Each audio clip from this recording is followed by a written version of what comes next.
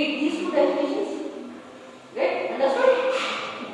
So you can see that it is a revival or study of or development in the field of education, in the field of science, in the field of art, literature, and so different developments and growth you will see in the period of Renaissance. Okay, so in meaning and definition you can mention all these things. Now move on to the next topic, which is related to your causes of the Renaissance. What was the cause? What were the causes behind this movement of Renaissance?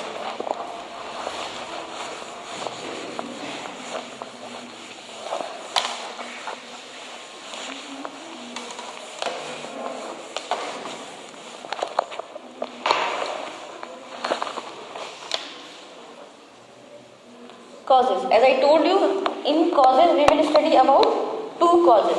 See, to understand these two causes, I just want to give the background knowledge of other causes also. Okay, because they are interconnected. See, one was that there were philosophers and thinkers. Philosophers like Roger Bacon and Thomas and Abelard. So these thinkers, philosophers were there. They told to the people that why there is a need to follow the things blindly. God has given us mind, common sense, whatever. We have to think logically. So they inspired people to think in this way. So in this way people started thinking and apply their own brain. At that time they were started that if someone is saying or church is saying something or someone else is saying, it is not like that we have to follow. So you can see that people are going apart. Earlier they were in one group, they have to follow one thing, but because of the inspiration from the different thinkers, they apart from that group. And if we will talk about the next reason which is related to your feudalism. See, this term feudalism is related to your zamindar in India. In India I am saying the zamindari system, and in other that land tenure system. Land tenure system. Here big landlords are there. Means big zamindar, biggest landlords were also there in Europe. In India, zamindars, but they are big landlords. So they were having big land farms. They were not providing much rights and equality to the peasants. Peasants' condition was very bad at that time. They were not having any right, or you can say they were not having that much freedom to express their things. So during this period of Renaissance, this system of feudalism was also declined. When this system of feudalism declined, so peasants were having freedom to express their views and think rationally. Now next reason is related to the capture of Constantinople by the Turks. This is very important. By the Turkish people.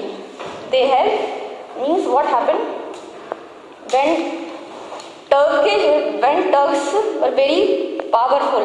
They tried to expand their territory from Turkey to different parts of the Europe. So in this way they have captured the areas of the Rome and the Greek. Means Roman Empire, you can say, fell down and come under the control of the Turks. Okay, Turkey people. So after that what happened, whatever the important manuscript, whatever the important things were there related to literature and other things, people carried and shifted somewhere in this way. So they also thought that they have to revive their culture again. So that is why they started this thing. And when Turks conquered the areas of Rome and the Greece, what happened? Turks declared that now most of the European countries, whatever the conquered areas were there, they are not allowed to use the sea routes for trade. They have closed the routes. Like Europe, above India, Europe is there. So Turks said that this route is closed, this route is closed, this route is closed. Because they were having the supremacy, they have control, they are having the vote, so they can do anything. So they said that that these European countries will not use this sea route, like Portugal, Spain, Greece, like that countries are there, they were not allowed. So after that, European country decided that if they ban this area, so we will go from this side, So in this way, discoveries started, like Vasco da Gama, Columbus, Bartholomew Diaz. So they are the navigators. And you know the discoveries of Columbus, Vasco da Gama and Bartholomew Diaz. They have discovered Vasco. Take the example of Vasco da Gama. He discovered India. Columbus, America. Bartholomew Diaz, he that discovered the southernmost point of South Africa. That is Cape Hope Town. So in this way, they restricted this area, but they searched another route and made the discoveries. See, during this period of time, great discoveries were there in order to find out the places. Okay, so from the beginning they are very